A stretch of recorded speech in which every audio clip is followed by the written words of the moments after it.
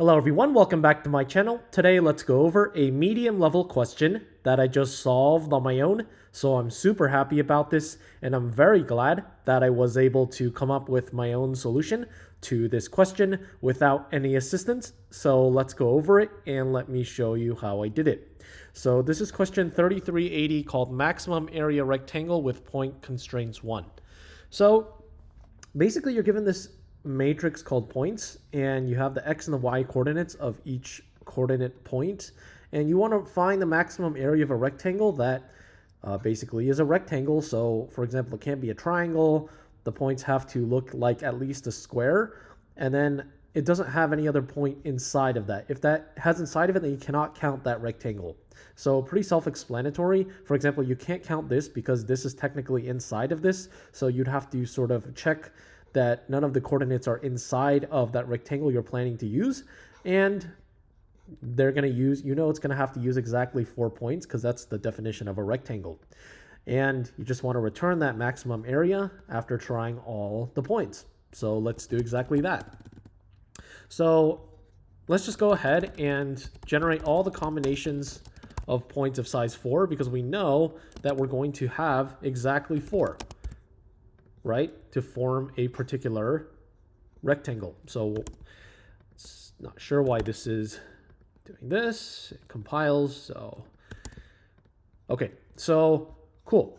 So what we probably want to do, if you think about this, is if we want to check that anything is in between and that it's a rectangle, then what we can do is just draw it on paper, right? So this one is 1, 1, which is the top left, and then 1, 3, which is the one to the right, which is the top right.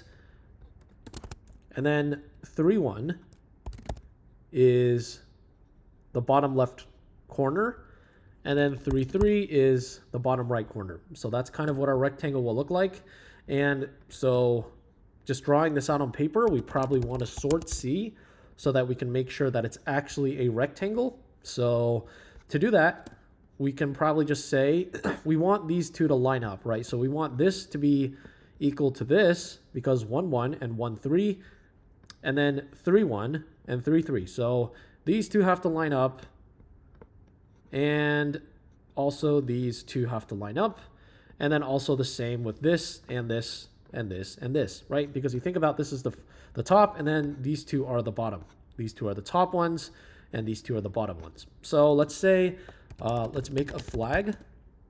Basically, we want to eliminate any rectangle that is invalid. So let's first try to check the first condition, which is that it is a rectangle. So if, cool. So if C of 0 is C of 0, 0 is equal to C of 0, 1, or C of 1, 0, right?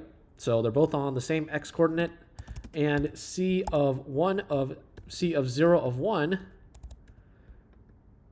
is equal to C of, so let's first check if C of 1 of 0 is also equal to C of 3 of 0. And by that I meant 2. So checking this is equal to this. So if that's the case, then let's go ahead and print this. So right away, we've already eliminated a bunch, but we also have to check that these are the same because 2, 2 is technically inside of it, and that's kind of the tricky part here. So, and we want to make sure C of 0 of 1 is equal to C of 1 of 1, or at least, so 0, 1 has to be equal to 2 of 1, and C of 1 of 1 is equal to C of 3 of 1. So it's kind of what you get. And let's see here. Cool. We don't have, well, we still have 1 because it is technically invalid because we have to check the other points. So let's set a flag to true, and let's go over all the other points to make sure that there's nothing in there that could be problematic. So first of all, let's go over x, y, and points. And first of all, if x of y is not in C, because just because it's on the border but it has to also not be used, right? It says here, contain any other point inside or outside the border. So not in the combinations, one of the four that we're using. So if it's not, the one we're seeing in points is not inside of C.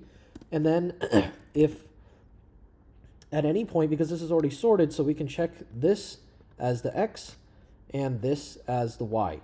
So if C of 0 is less than or equal to CX, which is less than or equal to C of 3 of 0, or C of 0 of 1 is less than or equal to Y, which is less than or equal to C of 3 of 1, then in that case, we're going to set the flag to false and break it, right? So here, if flag and this, then we know that it's a valid rectangle without any other constraints. Perfect. Looks like we also got rid of this. So it has to be strictly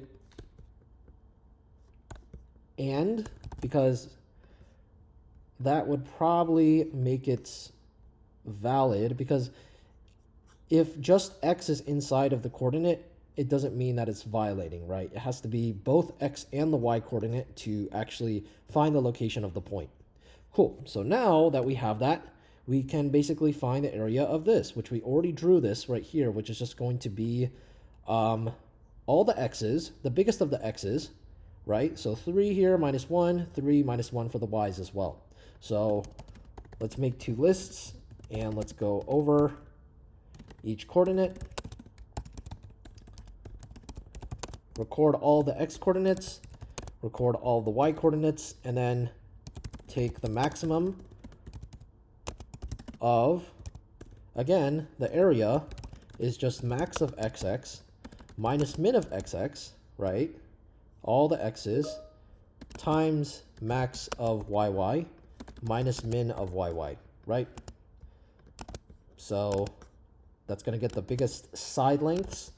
And then we can maximize that with area. And then at the end, we can just return the answer after we've tried all four combinations of 4, right? So let's run this. Okay, so at the end, it says here, if answer is 0, then return -1 because there is no rectangle with an area of 0, so it's not possible. So let's submit this. And there you go, passes all test cases. So again, I'm super happy that I was able to come up with my own solution to this question without any assistance and solve it completely on my own. So that's it for this video, and thank you for watching.